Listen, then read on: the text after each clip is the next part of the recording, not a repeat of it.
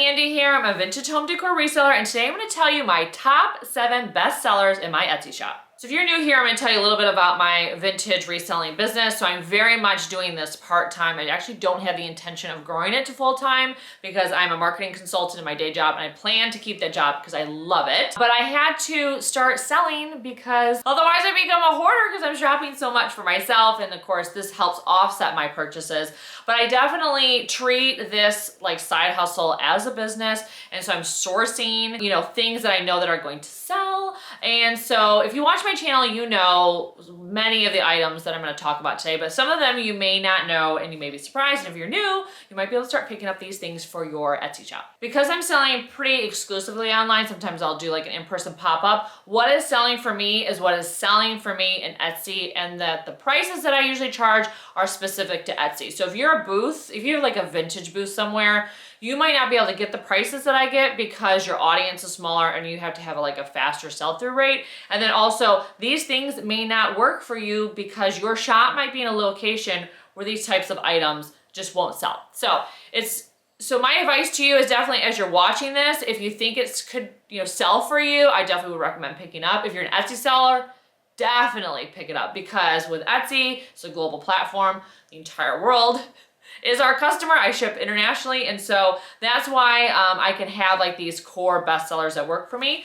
that may not work for you. Okay, so I have my notes, my phone. I'm going to tell you basically roughly what I like to pay for each of these things, usually the price range that I will list them at, and then also I can give you an idea of how much they might cost to ship. Now keep in mind I'm on the West Coast, I'm in Oregon, and so shipping all the way, across the country can be pricey, but I've done it so much I probably can give you a bit of an estimate based on like the size of things. But yeah, California, thankfully, is the state that I ship to most. So it tends to be a lot cheaper. So anytime I get California sale, I'm like, yes, because we share a border. Okay, so that's all of the stuff I feel like I need to tell you before we get started. Okay, so the first thing that is absolutely a bestseller, and if you watch my channel, you will know this, are brass pedestal bowls. Now this one I actually have not even listed yet, and it's, still has the sticker on it from Value Village, but brass pedestal bowls, whether they're Indian brass like this, and how I know it's Indian is because of the etched detail, or if it's something like more ornate with hands, or something that would look definitely more old world, like in a cottage or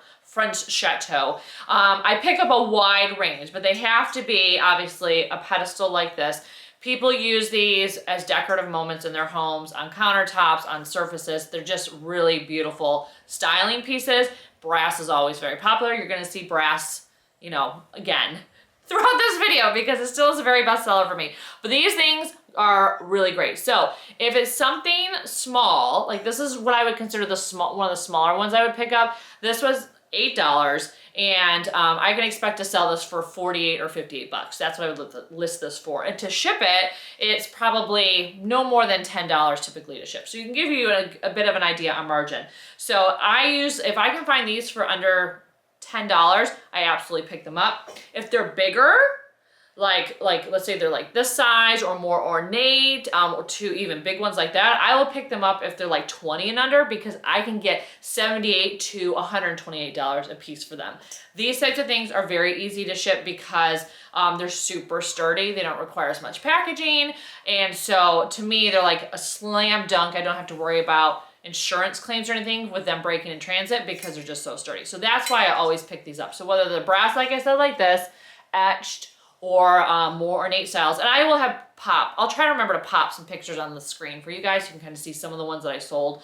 But yeah, these are always a slam dunk for me, and I always grab them. So next is probably my best margin item, because I can get these so cheap if you look enough. So these are Rustic Stools. Rustic Stools always sell well for me. This one actually is sold, and so luckily I was able to film this video before I had to ship it out. So you can see with this particular one that it's very rustic and a lot of patina, and then also there's this woven detailing on the top. It's in very good shape, but definitely there's a little bit of a sag and stuff. It has that old world feel. The best thing about these is that type of patina is what attracts people to these types of stools. And again, they're an easy thing to ship because they're very solid and sturdy.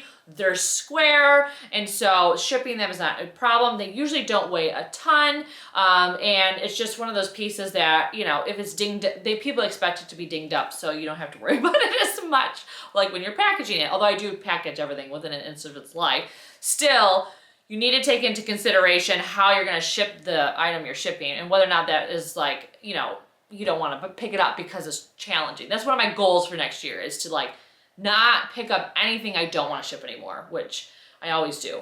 But I'm hoping 2024 is the year that I'm going to stick to that goal. But anyways, back to stools. So pieces like this, I usually can get them, if I can get them under 20, then I always pick them up. This guy, I want to say it was like $8. I sold them for $128. So you can see the margins on this are good.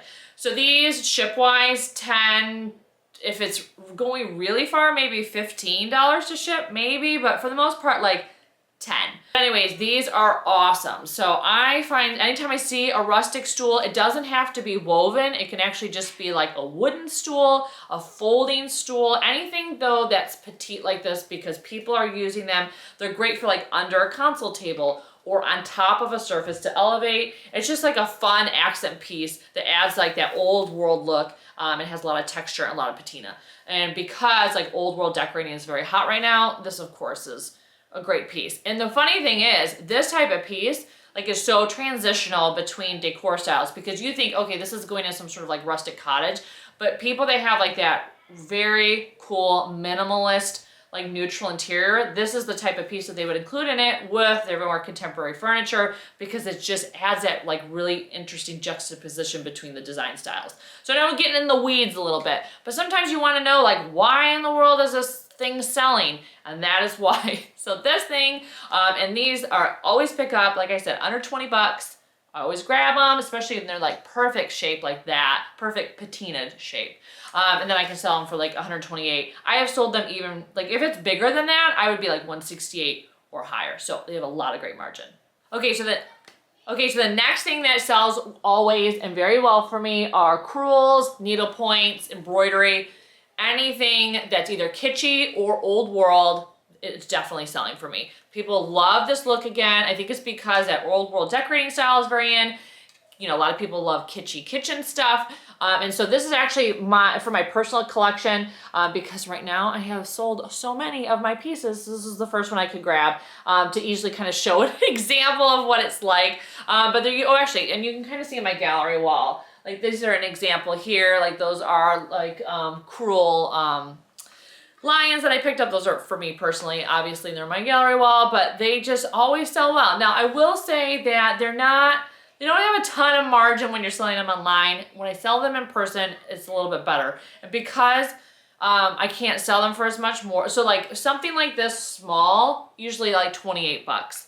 But for something that is a little bit larger or more intricate, or features something that people are really into, like owls or mushrooms or things like that that are very hot right now, you can usually raise the price. So the bottom of the barrel that I will like list for is 28, and then it's usually I'm doing like 38, 48, and then it goes like up from there. Especially if it's like a bigger piece or older piece, then I'm in the range of like 78 or higher. And so I try to get them for, gosh, like $5 and under, which it's a hard thing to do, frankly, because you know they get marked up. Usually at estate sales, you can find like larger collections like cheaper, and then just, you know, the bigger ones are easier to find at a more affordable like sourcing price point. But like I happened to be a few years ago go to an estate sale where all of these were like a couple bucks, and I have sold so many of them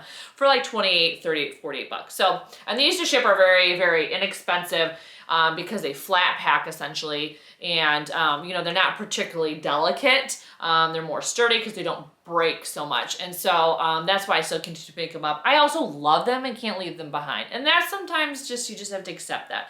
So that you're picking stuff up also because you love them. But I will say any one of them I do list. It just may not necessarily be like the huge payout like the stool, but it is something that always will sell for me. Okay, so the next thing that always is selling for me, and if you watch my channel, you know, I talk about this a lot, is tortoise shell bamboo.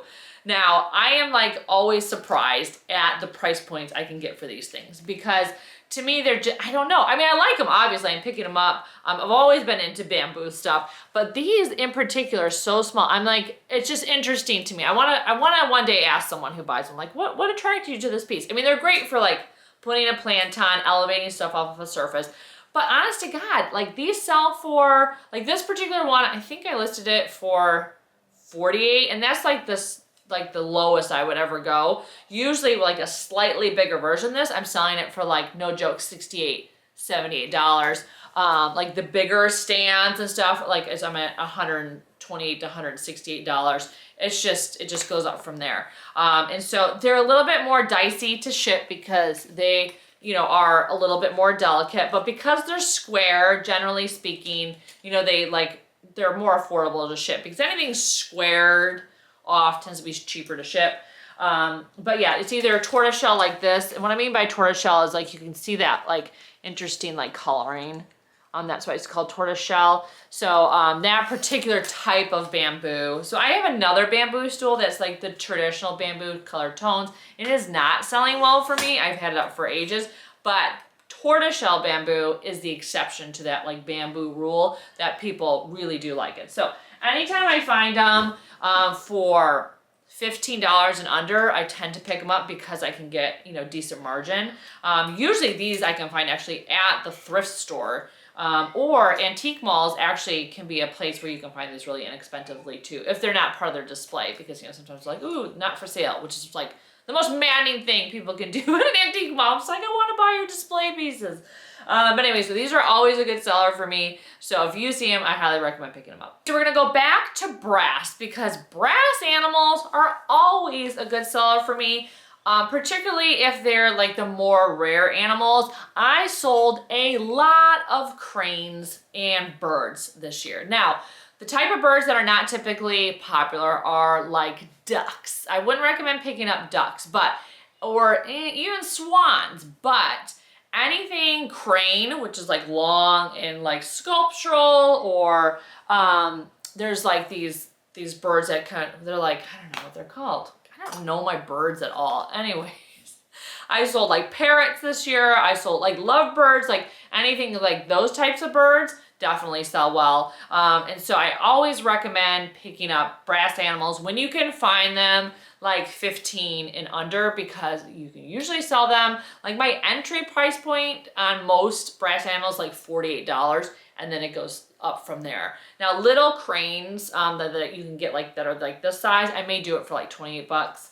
But usually that's because I've got it for really, really cheap.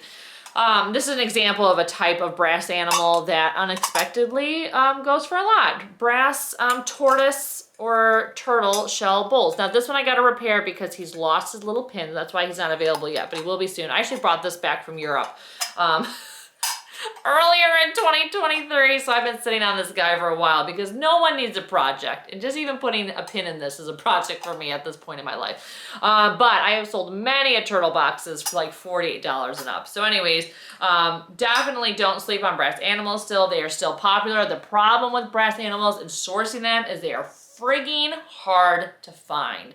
I almost am never finding them because just everyone is looking for them, and also everyone who's out thrifting for themselves is picking them up and hoarding them. It's not just like the resellers are picking them up. Everyone's picking them up.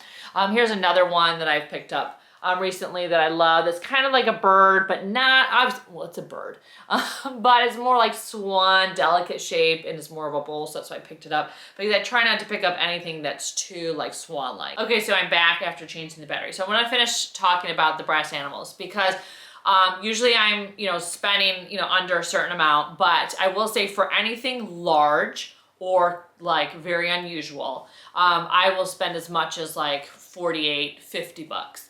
Because those I usually can sell for well over 100, 120, 150, 168 bucks. Like recently I got a really large tiger that was on like this very cool rock, and it was all brass. It had like a tongue that articulated. I think I showed that on a video. That sold really fast for me for a lot, but I actually spent 38 bucks like buying that. So that's how much money I had invested in it. So I usually try not to invest a ton of money in any one thing because I just like to not be like super like, ooh, if it doesn't sell, then I'm out like all this money. So I usually like, because I can like accept a loss of 10 and other, but it's a loss of like, oh, that item never sold and I like invested 40 bucks in it. It's not usually my practice, but the exception to that is always large brass animals. I always will pay up for those if I see them, just because they usually go and they usually go for a lot and they're easy to ship, which is always something that you guys know that I'm looking out for. Okay, so we're gonna consult the list. So we've talked about brass animals, bamboo, small stools, crewels, pedestal bowls. Okay, so the next thing is wall organizing things of any kind. So stuff like this that I showed you, which is a, like a cool letter organizer. This is actually right now available because I just got it. Wall baskets like this always sell. So anytime I find them, I always pick them up. They're very popular. And then also like wall organizers like the shelves too. And I'm gonna pop pictures on the screen so you guys know what I'm talking about. But any type of wall organizing thing people are buying because it's like great for your entryway, like especially like pieces like this. I mean, you could put dog leash and mail and all sorts of junk in it, and then you could put in your entryway and it looks really great. Basket walls, people are still doing them, and especially like cottagecore being in, that's what like this particular type of basket style is super popular with. But any type of wall organizing thing I pick up. Now baskets like this I usually will get for $5 and under, sometimes a few bucks. I usually stock up at rummage sales, like church rummage sales, because their baskets are usually like $1.50, because rummage sale prices can be bananas low. And so I usually stock up then, and then I can sell them for like 38, 48, and 58 bucks. So the margins on them are really good. The only problem with these is like you have to really inspect them well beforehand to make sure that there aren't breakage spots. And if there are, obviously indicate that they're in there. Because when you ship them, you're gonna have to really package them up. So they're great to ship because they're so light. And so shipping them is very inexpensive. It's like $7 to $10 range or less. So shipping them is really inexpensive. But you just want to make sure you're packaging them well. That's the only downside of them, is that they're light, but they're also delicate. It's kind of the challenge. But I always pick them up because they sell, and they're just one of those consistent things that I see out and about. And so when I can one of the things I should actually just say right now is, I don't know if you're an Etsy seller or not, but if you are an Etsy seller or if you're thinking about becoming an Etsy seller, one of the fastest ways to be efficient on Etsy in terms of selling is to copy and paste existing listings and then modify them from there. So that's why I try to I not only am focusing on bestsellers because they sell well for me, I'm also wanting to cut down the amount of time it takes me to list an item. And so when you can list things that are similar all the time, it just makes your business more efficient. And so that's baskets like this, I sell them all day long. So it's just copy, change the photos, measurements, boom, get it up in 2 seconds. Okay, so the last thing I want to talk about is less like a specific item and more about just a way that I'm starting to package items for resale. So it'll become clear. But anyways, sets of anything is something that I'm doing now. So I started out with sets of brass candlesticks. Like you guys, if you watch my hauls, I pick up one-off brass candlesticks all the time, different heights, different patina. This one is a little bit more ornate. This one is a little bit more, squared off. And so anytime I find these, I buy them, even if they're singletons, because I'll put them in sets of 6, 7, 8, and then I'll sell them for $100. And so usually I try not to spend any more than maybe $6 on any one item, because I like to keep the total investment in, $20, $30 range, and then I can sell it for close to 100, and that's a pretty decent margin. Shipping these suckers, piece of cake. They're heavy, but they fit in a very square box, which is an advantage for selling or shipping in terms of shipping costs. And then you don't have to protect them that much because they're solid. And I always pick them up no matter their type of patina, and also the different types of brass coloring, because I don't know if you can tell on the camera, but this one is more orangey gold. This one is more a yellowy gold. And so it doesn't matter like people like them like whatever ways, but you just have to make sure you have like them different heights.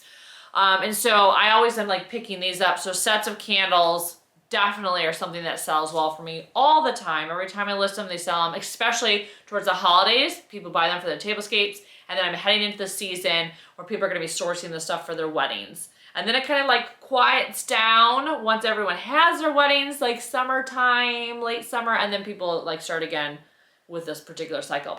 So, but it's not just sets of candles that sell well for me. I'm also starting to put like things together that I feel like just aren't gonna sell on their own very well. An example is I love to collect and sell Native American pottery. The small pots don't really make sense to list on their own because they just, you know, there's not a lot of value in one small one.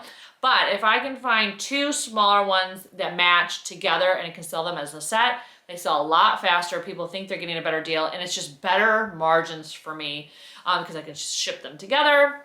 So don't be afraid to like put things into sets that are like, you know, that look the same or could be part of the same collection, because people are usually sourcing things, you know, to style in a home. If they can get two things, decorative items that go together, then that's a huge win for them. It means that they're not having to necessarily source more items, you know, to go with their decorating scheme. So that's one thing I'm going to focus a lot on next year is like sourcing and collecting a couple items together and selling it as like a set versus trying to always sell one-offs. It just makes listing easier too. And then when you sell, you're like few things are going at once versus like one at a time. So, you know, you have a few more empty spaces that you can then fill again.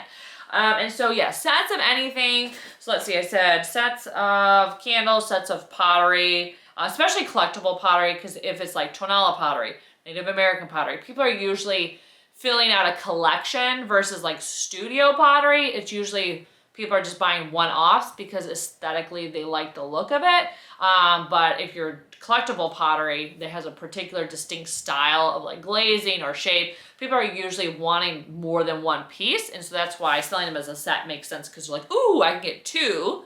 That's great. So anyways, sets of things are definitely my theme this year, and definitely something that seemed to work out really well for me in terms of moving large quantities of product. So those are all my best sellers. Those are the pillar items that I'm always picking up. Now, like I said, I don't know if this will sell well for you, especially in a booth environment where it's very specific to local taste, but I know like in the world of Etsy, these are the things that always sell well for me. Okay, so this is the first time I've done this type of like advice video on what to pick up. I mean, I tell these things throughout my haul videos, but it's the first time I've like sat down and said, these are the things. So let me know if you like this style of video, and I'll try to incorporate it more next year, because I do love sharing, you know, all of the things that I have learned over the years, because I always want to cut people's learning curve, because getting into a reselling business, there's a lot to learn, and one of the things that can happen to you that's really discouraging when you're starting a reselling business is you just buy the wrong stuff because you have not learned enough about what sells. Now, sometimes you take a gamble on things, that's part of the business, but the one thing that I made sure to do before I started my reselling business, and before I started kind of picking up things I knew that were like personal to me that I wanted to try to sell, was that I watched videos of people that were selling a lot of stuff, and then I tried to kind of incorporate those things first before I kind of moved on to the things that I was very interested in and passionate about, because you always want to like start out with a business with some wins. And so it's nice to pick up items that you know that are probably going to sell well for you. And that's kind of the goal of this video, is to kind of help, you know, we all are in this together, and it's helpful when we know, you know, what others are selling and what's moving, because then we're not picking up the wrong stuff. Okay, so thanks so much for watching. If you're interested in more like decorating, thrifting, Etsy tips between all my videos here, you can always check me out on Instagram and TikTok. Thanks again for watching. I can't wait to see you in my next thrifting, decorating, and Etsy video. Take care.